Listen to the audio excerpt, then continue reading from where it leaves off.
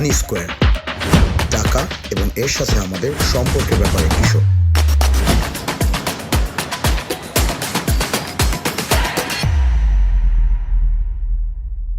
Thank you, Ali Imam, to join my show, Money Square.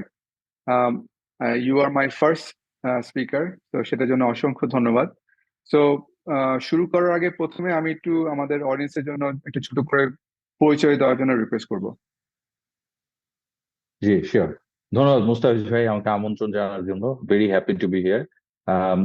আমি আলী ইমাম, আমি একটা asset management কোম্পানির তে কাজ করছি। কোম্পানিটার নাম এজ অ্যাসেট ম্যানেজমেন্ট। এই কোম্পানিটা আমরা 2018 সালে শুরু করি। এর পাশাপাশি আমাদের একটা রিসার্চ কোম্পানি আছে যেখানে আমরা বাংলাদেশের যে ইনভেস্টেবল অপরচুনিটিস গুলো গ্লোবালি অ্যাভেলেবল গ্লোবাল ইনভেস্টরদের জন্য সেগুলো নিয়ে রিসার্চ করি এবং সেই সার্ভিসটা আমরা গ্লোবাল ইনভেস্টরদের কাছে দেই। আর আমাদের একটা কোম্পানি আছে এজ ভেঞ্চার্স লিমিটেড, যেটার মাধ্যমে আমরা প্রাইভেট ইকুইটি এবং venture capital fund management service দেওয়ার চেষ্টা করছি। তো as a group we are mostly helping people to manage their investments into capital market. আমাদের 4টা মিউচুয়াল ফান্ড আছে। So we have 130 crore টাকা of asset under management. Before starting Edge আমি 12 বছর বিভিন্ন প্রতিষ্ঠানে ফাইন্যান্সিয়াল অ্যানালিস্ট এবং ইনভেস্টমেন্ট অ্যানালিস্ট হিসেবে কাজ করেছি। আমি ঢাকা ইউনিভার্সিটি ফাইন্যান্স ডিপার্টমেন্টের একজন graduate, and I earned CFA charter in 2011. Great, মানে তাহলে টাকা নিয়ে কথা বলার জন্য you are the perfect person because your business is about managing money. So হ্যাঁ, তাহলে আমি প্রথমে বলবো যে আচ্ছা, এক একজনের কাছে টাকার মিনিংটা এক এক রকম। So when it comes to you, আপনার কাছে টাকার মিনিংটা কি? What do you see the money as? এটা তো আসলে খুবই ডিপ একটা কোশ্চেন মুস্তাফিজ ভাই, but to me at a personal level I think money is a problem solving tool. মানে টাকা আসলে is not the destination itself, but it's a vehicle. মানে এটার মাধ্যমে আমি একটা নির্দিষ্ট গন্তব্যে পৌঁছাতে পারবো, এরকম একটা মাধ্যম। তো problem solving skill, problem solving tool, সেই ক্ষেত্রে তাহলে কি প্রবলেম আসলে টাকার মাধ্যমে সলভ করার চেষ্টা করছি, বা এক একজন মানুষ তো এক এক ধরনের প্রবলেম সলভ করার চেষ্টা করে। তো আমার ব্যক্তিগত পার্সপেক্টিভ থেকে আমার জন্য I think the kind of person I am, আমার জন্য দুইটা জিনিস আমি চেষ্টা করি একটু ব্যালেন্স করতে। একটা হচ্ছে যে to take control of my life. মানে fortunately or unfortunately I'm not a very hardworking person, so I tend to optimize things for time. So it's important for me to take control of my life. মানে ধরেন সকাল কয়টা থেকে রাত কয়টা পর্যন্ত কাজ করব, কোন দিন আমার ছুটি হবে, কতদিন আমি কোন রোলে কাজ করতে চাই, এই জিনিসগুলো কন্ট্রোল আমার কাছে থাকাটা, এটা আমার জন্য ব্যক্তিগতভাবে important. So I think without financial security or a strong financial base, you cannot take many calls in your life. So আমার কাছে মনে হয় যে if you seek independence, আপনি যদি নিজের একজন মানুষ যদি তার ব্যক্তিগত জীবনের বেশিরভাগ অংশের ডিসিশন গুলো নিজে নিজে নিতে চায়, সেই ক্ষেত্রে অর্থনৈতিক স্বাধীনতা একটা অনেক বড় একটা বিষয়। তো ওখানে টাকা একটা টুল। আরেকটা জিনিস আমি বলবো সেটা হচ্ছে যে রাইট মানুষের কাছে টাকাটা আসলে খুব ইম্পর্টেন্ট ক্যাপিটাল। সো জাস্ট একটা মেটাফোর যদি আমি বলি, যে জিনিসটা অনেকটা এরকম যে প্রিজম, এটা একটা ভ্যালুলেস জিনিস ছিল for most of the people in when Newton was around, right? So Newton যখন বেঁচে ছিল তখন প্রিজম জিনিসটা আসলে খুব ভ্যালুয়েবল কিছু ছিল না। বাট নিউটনের মতো বিজ্ঞানী, সে তার অনেক অ্যাসেটস দিয়ে দিতে রাজি ছিল এই একটা প্রিজমের জন্য, because he understood that he could prove one of his theories through application of I mean by seeing lights through this prism, right? So এই প্রিজমের হয়তো ওই সময় অন্য মানুষের হাতে এটা কোনো ভ্যালু ছিল না, but in the hand of Newton he invented something fundamentally important for mankind by using that. So টাকা জিনিসটা এরকম যে এটা একটা টুল, এবং এটা এক একজন মানুষের কাছে এক এক রকমের ভ্যালু ডেলিভার করতে পারে। সো যদি রাইট মানুষের কাছে রাইট অ্যামাউন্ট অফ টাকা থাকে, তাহলে সেটা ক্যান বি মানে ওটার value can be very very big. তো আমার কাছে মনে হয় যে আমরা যদি ব্যক্তিগত পর্যায়ে চিন্তা করি যে টাকা আসলে সবসময় কিন্তু ক্যাপিটাল না, যে টাকাটা ব্যবহার করতে পারে না তার হাতে কিন্তু এটা ক্যাপিটাল না, বা যে টাকাটা প্রপারলি ব্যবহার করে এটার উপযোগিতা অনেক বাড়াতে পারে তার জন্য কিন্তু এটা খুবই ইম্পর্টেন্ট একটা ক্যাপিটাল। তো আমার কাছে মনে হয় যে আহ, আহ, মানে আমরা ব্যক্তিগতভাবে সবাই কিছু কিছু কাজ ভালো করি, and we have confidence in doing some of the stuffs well in our career and in our work. So I think যেহেতু আমার প্রফেশনই হচ্ছে ফাইন্যান্সিয়াল সার্ভিস ইন্ডাস্ট্রিতে, সেহেতু আমার কাছে টাকা একটা খুব ইম্পর্টেন্ট একটা ক্যাপিটাল। এটা দিয়ে ব্যক্তি হিসেবে আমার ব্যক্তিগত জীবনে এবং মানুষ হিসেবে আমার আশেপাশের মানুষদের জীবনে বিভিন্নভাবে আমি হয়তো এফেক্ট করতে পারি, ইম্প্যাক্ট তৈরি করতে পারি by using it properly. So money is also a very important capital. Great. আমি সেটা এক্সপেক্ট করছিলাম যে টাকার মিনিংটা এক একজনের কাছে এক এক রকম থাকবে। সো জীবনের প্রথম টাকার সাথে অভিজ্ঞতাটা কিরকম ছিল? লং ব্যাক, বেসিক্যালি আমার আসলে আপনার কোশ্চেনটা শুনে অনেক পুরোনো দিনের কথা মনে হচ্ছে। তো কত আমরা বছর বয়স সেটা বলতে হবে, কত বছর বয়স ছিল তখন? হ্যাঁ, শিওর, আমি চেষ্টা করব বলার। তো বেসিক্যালি যেটা হচ্ছে যে আমাদের তো আসলে সবার মানে আমার পরিবার একটা মিডল ক্লাস ফ্যামিলি পরিবার, এভারেজ একটা পরিবারের মতোই ছিল। তো উই ওয়ার 4 সিবলিংস, এবং আমাদের এক এক ভাই বোনের এক এক ধরনের হবি ছিল। এবং মানে ওই হবি আসলে আপনার পার্সু করার জন্য কোনো মানে কোনো গ্র্যান্ড অ্যালাউ করা হতো না আর কি। So it has to be saved in a diligent way. তো আমার যেটা মনে আছে যে আমার বয়স তখন হয়তো 7 বছর হবে, তখন প্রথম আমরা ঘুড়ি উড়ানোর ব্যাপারটা মাথায় ঢুকে, যে দেখতাম যে লোকজন ঘুড়ি উড়াতে একটা ছোট্ট একটা কাগজের ঘুড়ি আকাশে উঠছে, এটা খুব ফ্যাসিনেটিং ব্যাপার ছিল। তো আমি আর আমার এক বন্ধু জনি, স্টিল ইন টাচ। তো জনি আর আমি ঠিক করি যে আমরা সুতায় মাঞ্জা দিয়ে ঘুড়ি উড়াতে যাবো মাঠে। তো ওই জন্য আমরা উই সেভড আপ 30 টাকা আই থিঙ্ক। তখন আমাদের বয়স ছিল 7-8। So it took us 2 weeks of saving tiffin money and get it done. So that was a wonderful experience.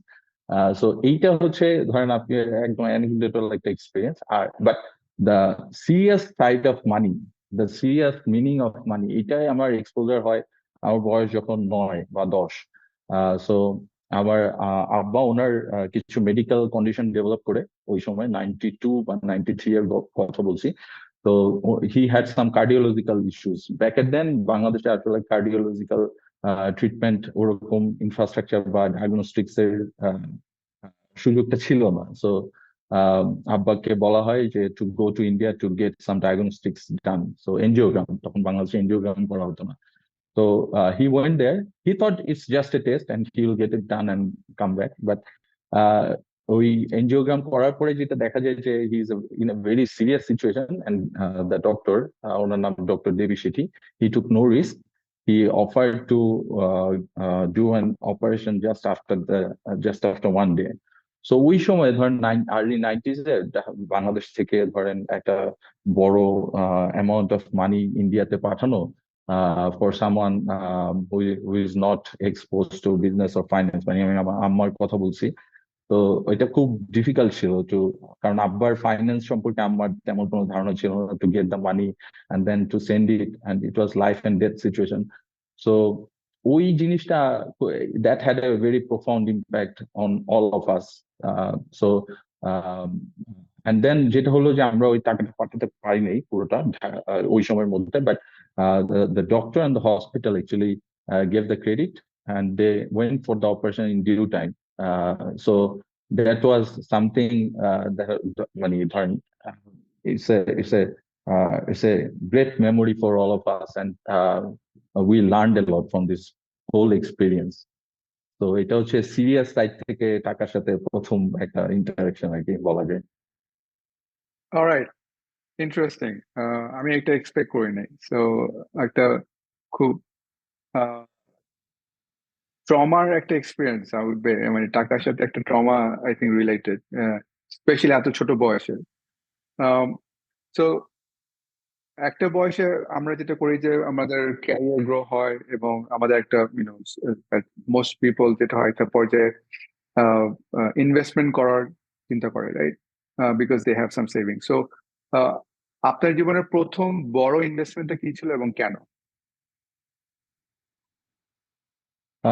আমাদের আসলে আমার জীবনের প্রথম ইনভেস্টমেন্ট মানে ফাইন্যান্সিয়াল ইনভেস্টমেন্ট পার্সপেক্টিভ থেকে যদি দেখি, সেটা আসলে অনেক পরে করতে হয়েছিল, because I could never save that much of money. Because মানে আমি একটু পিছন থেকেই বলি, ইউনিভার্সিটিতে I went to Dhaka university. So ওই সময় ঢাকা ইউনিভার্সিটি কালচারটা আসলে একটু বোহেমিয়ান টাইপের ছিল। So we use to hang out lot, অনেক আড্ডা দিতাম, মানে এক্সট্রা কারিকুলার অনেক অ্যাক্টিভিটিস এ ইনভলভমেন্ট ছিল, খেলাধুলা ইত্যাদি ইত্যাদি, বিভিন্ন ধরনের সাংস্কৃতিক অনুষ্ঠানের সাথে এঙ্গেজমেন্ট।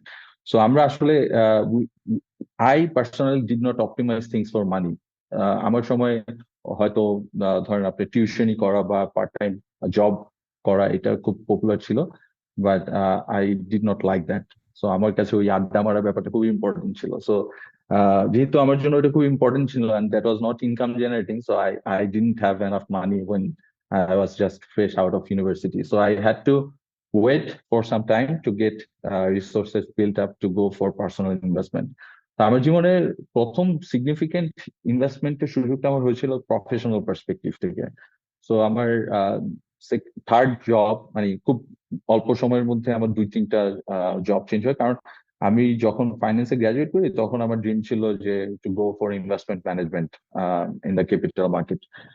বাট বাংলাদেশের ক্যাপিটাল মার্কেটে আসলে কাজের সুযোগটা তখন অনেক সীমিত ছিল। So it took me some time to get A job in that particular field. So when I got my first opportunity to work as an investment analyst for a commercial bank, তখন আমার আসলে একটা investment করার সুযোগ হয়, মানে in my professional capacity, এবং that was very important for me because I was fresh out of university, I was doing my own research, and it was completely my own credit call. তো তখন ওই ব্যাংকে একটা খুব সুন্দর culture হয়েছিল যে the research analyst will present their work thoroughly in the investment committee meeting, এবং সেখানে একটা আলোচনার মাধ্যমে একটা ডিসিশন বের হয়ে যায়। So the first speech I made was on British American tobacco. It is early 2008 I'm talking about. So ওইটা আমার লাইফে একটা খুব সিগনিফিক্যান্ট একটা ইনভেস্টমেন্ট মেমোরি। যদিও এটা প্রফেশনালি ডান, বাট ধরেন স্টেকটা was very high personally for me. So I remember I asked my investment committee to invest in 100,000 shares of British American Tobacco, and I presented the thesis. So it was very interesting investment thesis at that point of time. ওটা investment অ্যামাউন্টটা কত ছিল? তখন share price ছিল 180 বা 200 টাকা এই রেঞ্জে, এক্স্যাক্টলি আমার মনে নেই। সো অ্যামাউন্ট হিসাব করলে এটা ছিল 2 কোটি টাকার মতো। সো 2 ধরেন কোটি টাকা। আমি জানি যে তখন 2 আপনার কোটি তখন হয়তো। বয়স কত? আমার তখন বয়স 24 বছর। 24 বছরের একটা ছেলে 2 কোটি টাকা ইনভেস্ট করার রেকমেন্ডেশন দিয়েছে এবং সেটা ইনভেস্টমেন্ট কমিটি পাস করেছে। হ্যাঁ ফ্যান্টাস্টিক। হ্যাঁ, বাট মানে ইট ওয়াজ নট ইজি আর কি, যে কারণ ধরেন আপনার দেওয়া মানে ব্রিটিশ আমেরিকান টোবাকো, এটা তো একটু ধরেন the product it makes is not really a socially acceptable product in general. So ওইটা নিয়ে ক্রেডিটে অনেক ডিসকাশন হয়েছিল, but the investment thesis was interesting, and for me it was মানে ধরেন ইট ওয়াজ এ গ্রেট অপরচুনিটি আর কি। গ্রেট। তো ইনভেস্টমেন্ট যেটা মানে করলে যেটা হয় যে এটার বিপরীত দিক হচ্ছে লসও নিতে হয় মাঝে মাঝে। সো আপনার জীবনের সবচেয়ে বড় লস কি ছিল টাকার দিক থেকে, এবং সেখান থেকে কি শিখতে পেরেছেন? এটা খুব ইম্পর্টেন্ট মুস্তাফিজ ভাই। তো আমার এরকম 2টা এক্সপিরিয়েন্সের কথা আমি বলবো।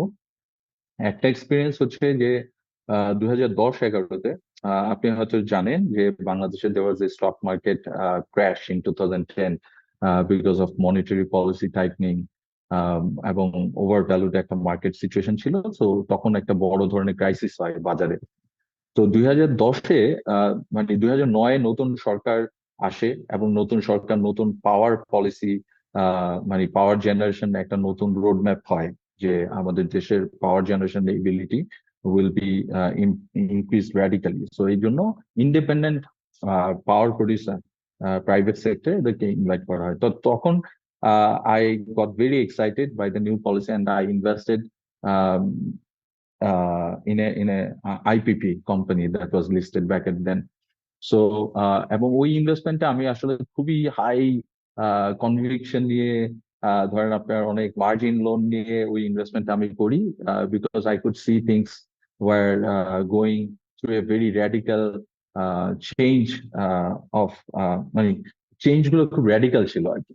So I bet in a big way in that particular name.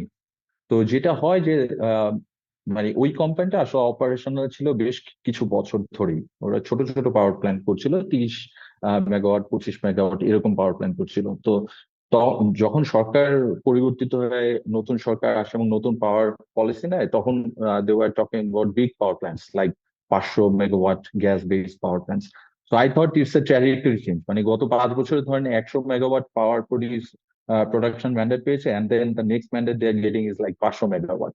So the company size getting 5 times higher overnight, right? So I was very excited and I invested heavily, but unfortunately পরে যেটা হলো সেটা হচ্ছে যে এই company governance অনেক issues ছিল।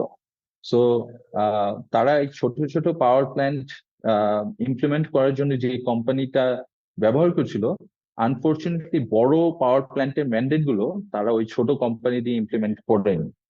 তারা সেপারেট একটা কোম্পানি ফর্ম করে ওই বড় পাওয়ার প্ল্যান্ট গুলো ওই কোম্পানির আন্ডারে নিয়ে যায়। সো যারা ছোট কোম্পানিটার শেয়ার হোল্ডার ছিল তারা they never got the benefit out of it. So unfortunately আমার জন্য জিনিসটা খুব পেইনফুল ছিল, because stock price went down. কারণ বাজারে তখন মানুষ এন্টিসিপেট করছিল যে বড় পাওয়ার প্ল্যান্ট গুলো এই একই কোম্পানির আন্ডারে ইমপ্লিমেন্ট করা হবে। সো যখন এটা করা হলো না, তখন stock price actually came down by more than 50%, and in the process I lost 30% of my capital at least. I don't remember the number, but it was a very painful experience. তো learning, দুইটা learning এখান থেকে। একটা জিনিস হচ্ছে যে I think the first one is the most important for me, সেটা হচ্ছে যে no matter how exciting the business is or how exciting the investment thesis is, সবচেয়ে ইম্পর্টেন্ট হচ্ছে corporate governance and quality of management. কারণ ধরেন minority share holder হিসেবে আমরা কেউ কোম্পানি বোর্ডে বসার সুযোগ হয় না। সো যারা কোম্পানি বোর্ডে বসে তারা যদি মাইনরিটি শেয়ার হোল্ডারদের সুরক্ষার কথা চিন্তা না করে, there is no way you can get benefit out of your investments. So যেটা এই ক্ষেত্রে হয়েছিল। তো এরপরে আমি সবসময় কর্পোরেট গভর্নেন্স এবং ভালো লোকজন বোর্ডে বসতেছে, ভালো কর্পোরেট স্ট্রাকচার আছে এবং মাইনরিটি শেয়ার হোল্ডারদের ধরেন কোনো ধরনের বঞ্চনা করা হয়নি, এই ধরনের কোম্পানিগুলো একটু খুঁজে খুঁজে ইনভেস্ট করার চেষ্টা করছি। The second learning is leverage. তো মাঝে মাঝে যেটা হয় যে আমরা কোনো একটা অপরচুনিটি দেখে we jump with both feet, right? So and sometimes it turns out to be very dangerous because you don't have a fallback option. So যেটা এই ক্ষেত্রে হয়েছিল যে আমি অনেক মার্জিন লোন নিয়ে 2010-এর ওভারভ্যালুড মার্কেটে এরকম একটা কোম্পানি ইনভেস্ট করায় I lost on my investment in a big way because I had margin. কারণ মার্জিন থাকলে যেটা হয় যে ইনভেস্টমেন্টস এ ইনহেরেন্ট রিস্ক প্রোফাইল অনেক বেড়ে যায়। সো আমি যেটা মনে করি যে ধার করে ইনভেস্ট করা বা মার্জিন লোন নেওয়া while investing in stock market is very dangerous, and generally I try not to do it in my personal or professional capacity. No, I think আমার পরিচিতের মধ্যে অনেকেই আই থিঙ্ক এই ধরনের I would say ট্র্যাপের মধ্যে পড়ে গিয়েছিল, and the experience was never good আর কি। Thanks for that advice. So typically যেটা হয় যে আমাদের দেশে ইনভেস্টমেন্ট ভেহিকল গুলো তো খুব লিমিটেড। তো আমি 4টা ইনভেস্টমেন্টের চ্যানেল বলছি, so if you can rank এবং এক্সপ্লেইন ওয়াই, মানে what would be your priority in terms of investment. একটা হচ্ছে স্টক, সেকেন্ড হচ্ছে ল্যান্ড, তারপর হচ্ছে ফিক্সড ডিপোজিট, অ্যান্ড লাস্ট হচ্ছে গোল্ড। এগুলোকে যদি প্রায়োরিটি হিসেবে ইনভেস্টমেন্ট ভেহিকল হিসেবে চিন্তা করেন, আপনার রেকমেন্ডেশন কি হবে এবং কেন? এটা আসলে পার্সন টু পার্সন ভ্যারি করে। যদি আমি আমার ব্যক্তিগত জায়গা থেকে চিন্তা করি, আমার যে ধরনের রিস্ক টলারেন্স এবং রিস্ক প্রেফারেন্স ওই দিক থেকে চিন্তা করলে আমি আসলে I am a big fan of stocks. এটা আমার প্রফেশনাল রিজনও হতে পারে। I have always biases.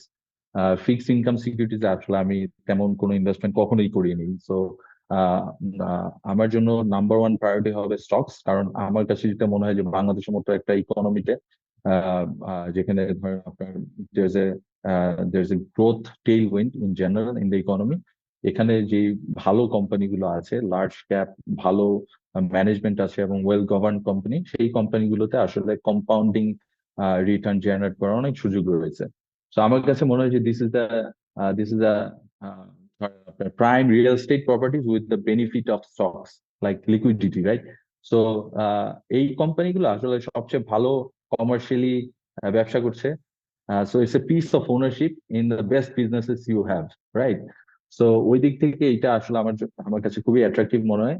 এবং এর পাশাপাশি সেটা হচ্ছে যে আপনার আহ দুইটা জিনিস বলবো। একটা হচ্ছে liquidity. So if there's any need, you can sell off your investments in the market anytime. এটা একটা অনেক বড় ব্যাপার। অন্যান্য যে ইনভেস্টমেন্ট অপরচুনিটি গুলো আপনি বললেন সেখানে বেশিরভাগ ক্ষেত্রেই এটা সম্ভব হয় না। যেমন FDR, you can't get liquidity any time you want. ল্যান্ডে তো এটা আরো ডিফিকাল্ট। গোল্ডের ক্ষেত্রেও you have to sometimes the conversion cost are higher. So listed stocks is the best options for me, given the kind of risk return balance and liquidity. The other thing, Mustafa, I must mention, সেটা হচ্ছে যে বাংলাদেশের stock মার্কেটে ইনভেস্টরদের জন্য কোনো capital gain tax নাই। It's a big thing. যে this is probably one of the very few income head that is available for everyone in the country. And no matter how much you are earning by using this particular way, there will not be any tax. মানে ধরেন you can earn 10 কোটি টাকা of capital gain without paying a টাকা of tax. So it's a very tax efficient investment channel. So যেটা compounding in return কে অনেক boost up করে over long term.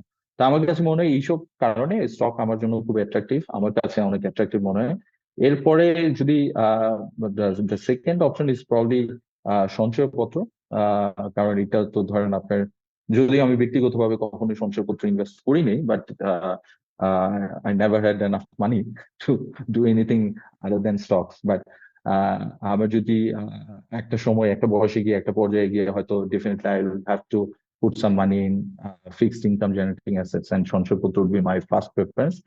কারণ এখানে গভর্নমেন্টের সাবসিডাইজড একটা রিটার্ন আছে, যেটি রিটার্নটা অন্যান্য ইনভেস্টমেন্ট অপশনের তুলনায় ভালো এবং রিস্ক অনেক কম। So considering everything, the second option would be সঞ্চয়পত্র। The third option would probably be land, but not in my current situation, because I don't have enough money to invest in multi-asset class right now.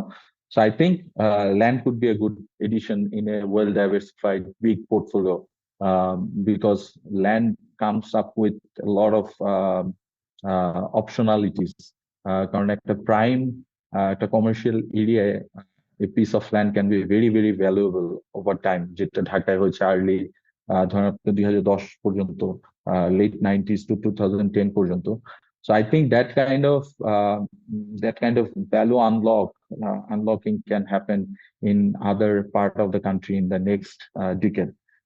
যেমন একটা idea হতে পারে যে metro rail এখন বাংলাদেশে হচ্ছে এমআরটিস, এবং এমআরটি প্রত্যেকটা স্টেশনে 1 কিলোমিটার রেডিয়াসের মধ্যে I think property prices can appreciate in general in a very strong way. So this real estate thing can be one good option for investors. ব্যক্তিগতভাবে আমার জন্য আরেকটা অ্যাসেট ক্লাস খুব ইম্পর্টেন্ট, সেটা হচ্ছে যে প্রাইভেট বিজনেসে ইনভেস্ট করা। সো আমি যেহেতু one of the founders of financial service company which is Edge, এবং আমরা আর্লি স্টেজ কিছু কোম্পানিতে ইনভেস্ট করার সুযোগ হয়েছে। ওই এক্সপিরিয়েন্স থেকে আমি দেখেছি যে প্রমিজিং প্রাইভেট বিজনেসে প্রপারলি যদি ইনভেস্ট করা যায় তাহলে সেখান থেকে আসলে ডিসপ্রপোর্শনেটলি বেনিফিট পাওয়া যেতে পারে। So that is also something that excites me. আপনার জীবনে টাকা নিয়ে অনেক এক্সপিরিয়েন্স হয়েছে, লস হয়েছে, আবার প্রফিট করেছেন। সো টিপিক্যালি আপনাদের, যেহেতু আপনি অনেক মানুষের সাথে ডিল করেন রিলেটেড টু টাকা, সো কমন মিস্টেক গুলো কি দেখেন মানুষ কি করে, what are the common mistake মানুষগুলো করে থাকে আমাদের বাংলাদেশের পার্সপেক্টিভে? রাইট। আমার কাছে আমার এক্সপিরিয়েন্স থেকে আমি যেটা দেখেছি সেটা হচ্ছে যে বাংলাদেশের টাকা পয়সা নিয়ে অরিজিনাল থিঙ্কিং কেউ করে না। মানে কেউ করে না মানে হচ্ছে জেনারেলি করে না, এবং সবাই অন্যরা কি করছে সেটাকে রেপ্লিকেট করার চেষ্টা করে। আমার কাছে মনে হয় এটা খুব কাউন্টার প্রোডাক্টিভ, এবং এতে করে হয় কি যে আপনার সোসাইটি হিসেবে আমরা ট্র্যাপড হয়ে যাই। আম, তো একটা জিনিস এটা যে আপনার ধরেন আমার ব্যক্তি হিসেবে আমার বা আপনার কি বিনিয়োগ করা উচিত বা আমাদের পার্সোনাল ফাইন্যান্স কিভাবে ম্যানেজ করা উচিত, এটা কিন্তু আমার এবং আপনার ব্যক্তিগত সিচুয়েশনের উপর ডিপেন্ড করে। তো আপনার জন্য যেটা খুব ভালো সেটা আমার জন্য খুব ভালো নাও হতে পারে, বাট এটা একটু আন্ডার এপ্রিসিয়েটেড। এবং এটা আমি একটা উদাহরণ দিয়ে বলি, যেমন ধরেন আপনার real asset versus financial asset. So বিভিন্ন কারণে বাংলাদেশের সাধারণ লোকজন বিশ্বাস করে যে একটা ফ্ল্যাট কিনা মানে হচ্ছে যে something you can really own, you can hold touch, and this is far better than owning some shares in a very good company, because you can never really claim anything out of it. তো এইটা আসলে ধরেন আপনার একটা economy, আমরা ধরেন খুব ছোট ছিলাম এখন পর্যন্ত মিডিয়াম সাইজের একটা economy, but as the system grows big, I think এই মিসকনসেপশন থেকে আমাদের বের হতে হবে, বোথ ইন্ডিভিজুয়ালি অ্যান্ড হলিস্টিক্যালি। সো অন্যের আইডিয়াকে ফলো করা এটা আমার মনে হয় যে একটা খুব বড় মিস্টেক। আরেকটা জিনিস হচ্ছে পেশেন্সের খুব অভাব। Everyone wants to play short term, যে কারণে হচ্ছে যে লং টার্মে কেউ ফোকাস করে না, এবং লং টার্মে ফোকাস না করে people are generally losing out in the long term value creation আর ওয়েলথ ক্রিয়েশন। কম্পাউন্ডিং এর যে কম্পাউন্ডিং তো একটা অ্যামেজিং একটা কনসেপ্ট, রাইট?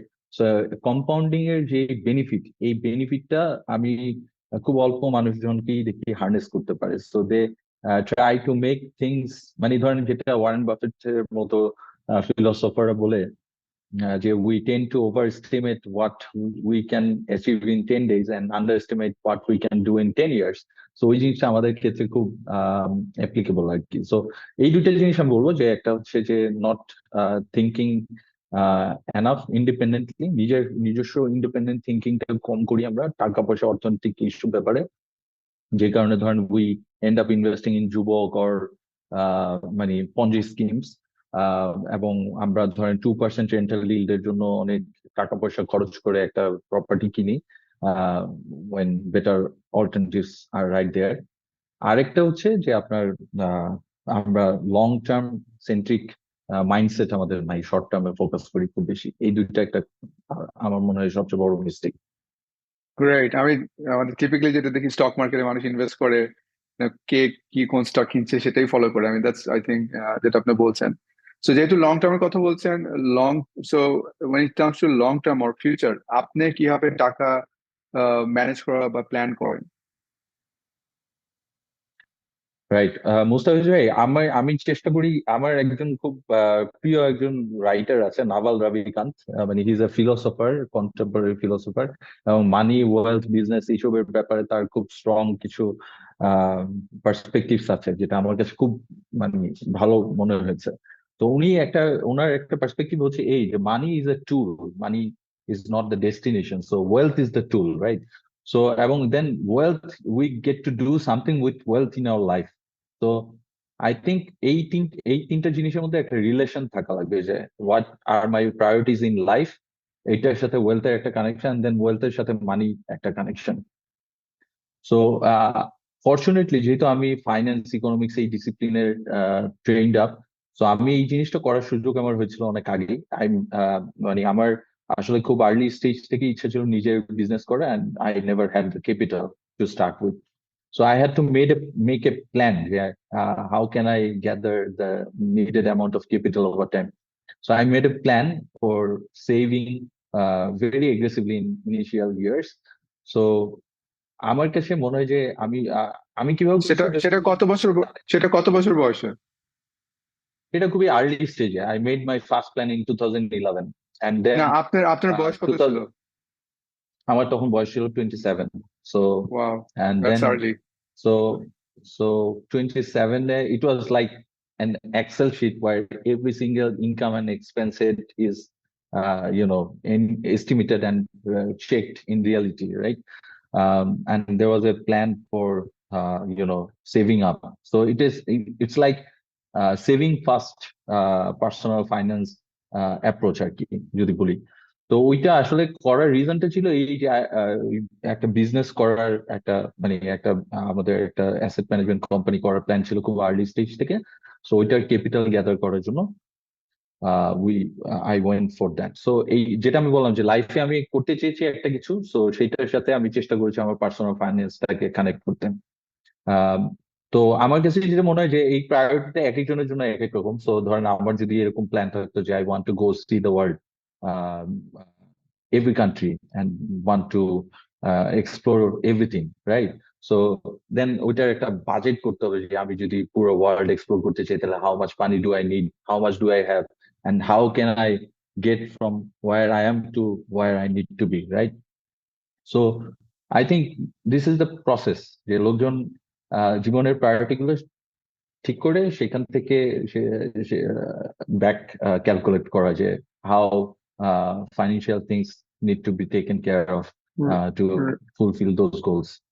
আমি যেটা দেখেছি যে সাকসেসফুল অন্টারপ্রেনার বা যারা মানুষ তারা বলে যে টাকার ব্যাপারটা স্পেশালি যদি সেভিংস হয় খুব আর্লি শুরু করতে, বিকজ আমাদের আর্নিং এর একটা সীমিত টাইম থাকে।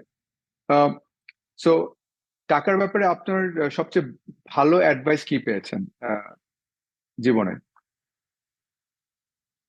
অ্যাডভাইস আসলে এত বেশি, কারণ হচ্ছে যে ধরেন মানে সবচেয়ে মূল্যবান বা সবচেয়ে ইম্প্যাক্টফুল যেটা হয়েছে প্র্যাকটিক্যালি স্পিকিং।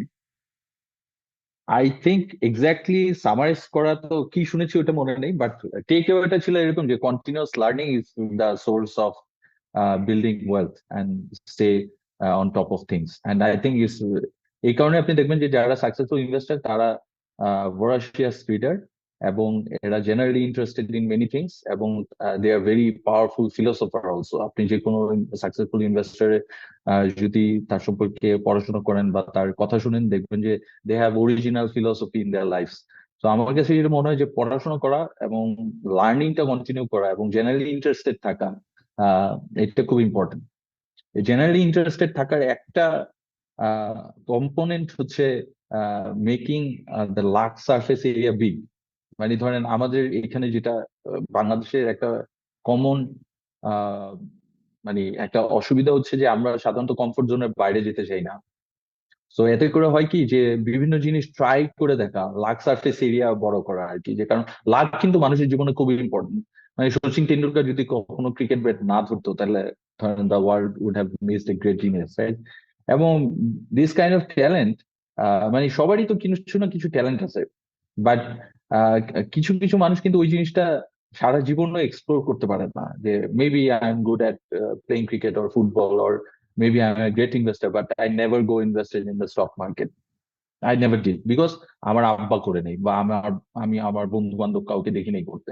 তো আমার কাছে যেটা মনে হয় যে এই যে ট্রাইং আউট ডিফারেন্ট থিংস, পড়াশোনা করা, ইন্টারনেটে তো রিসার্চের কোনো অভাব নাই। সো এক্সপ্লোর করা, going out of comfort zone and trying different things, এইটা আমার কাছে মনে হয় যে this is a fantastic combination. Keep on learning forever, having an open mind, explore things, staying generally interested, and trying out luck sometimes. So this may play a big role. Alright, so আমার কোয়েশ্চেনের পর্ব শেষ। আপনার যদি কোনো last কোনো remark থাকে আমাদের অডিয়েন্সের জন্য, I will open the floor. Sure. তো একটা জিনিস হচ্ছে যে আপনি অলরেডি বলেছেন, তাও I cannot emphasize enough on that, starting early, investing early. কারণ সবচেয়ে ইম্পর্টেন্ট কনসেপ্টটা হচ্ছে কম্পাউন্ডিং এর ফুল অ্যাডভান্টেজ নেওয়া যায় তখনই যখন you are starting early, no matter what is the অ্যামাউন্টের যেটি হোক, starting early is the golden rule. And then আরেকটা ইম্পর্টেন্ট জিনিস হচ্ছে যে একটু ভ্যালু ড্রিভেন চিন্তা করা। ধরেন আমি 50,000 টাকা যে বাসাটার ভাড়া, সেই বাসাটা কি 2 কোটি টাকা দিয়ে কিনবো, নাকি 2 কোটি টাকা ব্যাংকে রেখে ওইটার যে ইন্টারেস্ট পেমেন্ট আমি পাবো সেই পেমেন্টটা দিয়ে আমি ভাড়াটা দেওয়ার পরেও কিন্তু অনেক সেভিংস থাকে, রাইট? সো একটু ভ্যালু বেসড চিন্তা করা। বা ধরেন কনজামশনের ক্ষেত্রে when we go to shopping we may buy many things we don't really need, so একটু দেখা যে অ্যাকচুয়ালি কি আমার কি ওই জিনিসটা লাগে কিনা, specially early in your career, because আমরা যদি কেরিয়ারের আগে একটু বেশি টাকা সেভ করে প্রফিটেবল ভেঞ্চারে ইনভেস্ট করতে পারি, তাহলে that can give disproportionate advantage in the letter years. So starting early, having a value first mindset, and focusing on compounding and focusing on learning. I think এই কয়েকটা জিনিস খুব ইম্পর্টেন্ট। আমাদের দেশে আনফরচুনেটলি ইয়াং লোকজনের একটা প্রিডিটারমেন্ট একটা বেশিরভাগ ক্ষেত্রেই থাকে প্রিডিটারমেন্ট একটা ট্র্যাজেক্টরি, যে getting the first job, taking a fat loan from the bank and get married, মানে spending voraciously. I think এটা খুব বাজে একটা সোশ্যাল ট্রেন্ড, এখান থেকে আমাদের বের হয়ে আসতে হবে এবং focusing on experience instead of making a grand wedding ceremony. People can go out, explore different countries and come back with valuable experiences and memories. আমার কাছে মনে হয় যে ওই ধরনের এক্সপিরিয়েন্স অ্যান্ড হিউম্যান মানে ধরনের এক্সপিরিয়েন্স ড্রিভেন জায়গাগুলোতে ফোকাস করা, এইটা that can give us advantage and give us what we look for things in life আর কি। তো ওই জায়গাটা ফোকাস করাটা ইম্পর্টেন্ট আমার কাছে মনে হয়।